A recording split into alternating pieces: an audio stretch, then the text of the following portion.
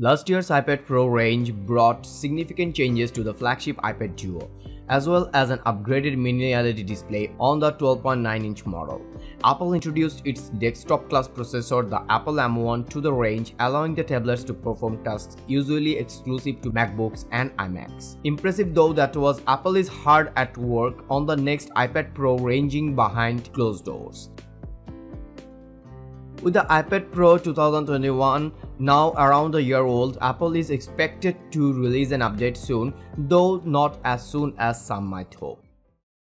It's not quite as clear-cut as the Apple Watch or iPhone, which tend to launch in September every year, but there is a vague first half of the year schedule over the past few years. However, it looks like the trend is set to change in 2022, with no mention of the iPad Pro at Apple's March 2022 event. Instead, it focused on the iPad Air 5, iPhone SE 3 and new Mac Studio, with Apple's Pro range set to take center stage later in the year.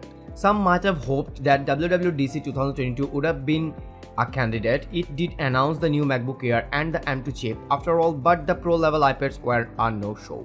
Twitter leaker Dylan Katie suggested in a now deleted tweet that the iPad Pro is coming in the fall or autumn to those in the UK, and Bloomberg's Mark Gurman agreed months later in March 2022.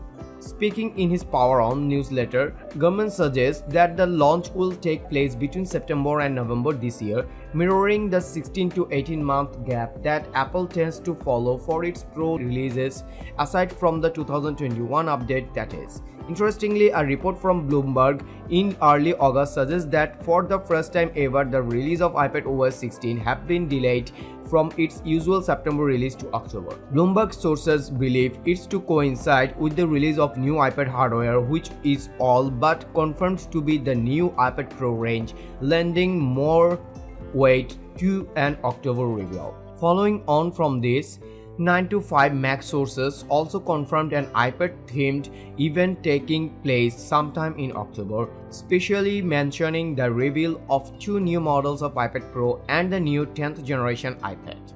With all that said, it seems we shouldn't expect the release of the new iPad Pro range until October. Apple wouldn't want to overshadow the release of the iPhone 14 after all, and it made no mention of the tablets at its Far Out event on September 7. With Tim Cook saying, "We are here to talk about 3 products that have become essential in our lives: iPhone, AirPods and Apple Watch." An August 2022 supply chain report from Mako Takara suggests that the new iPad Pro range could get an upgraded smart connector. The current 3-pin connector on the iPad Pro is used to connect accessories like the Magic Keyboard, but the Mako Takara report suggests that the new model will sport an upgraded 4-pin connector on the top and bottom side edges. The report goes on to suggest that the new connectors should assist in powering peripherals, much like the existing smart connector. iPad OS 16 is set to feature the driver kit support for the first time, making it easier for accessory maker to make tech that works with the iPad Pro, and the upgraded 4-pin connector could further aid in that. The issue is that, if true, it will make 3 existing 3-pin accessories like the premium Magic Keyboard incompatible with the new models, and I doubt there will be many in a rush to replace a perfectly good keyboard just because it's 1 pin short.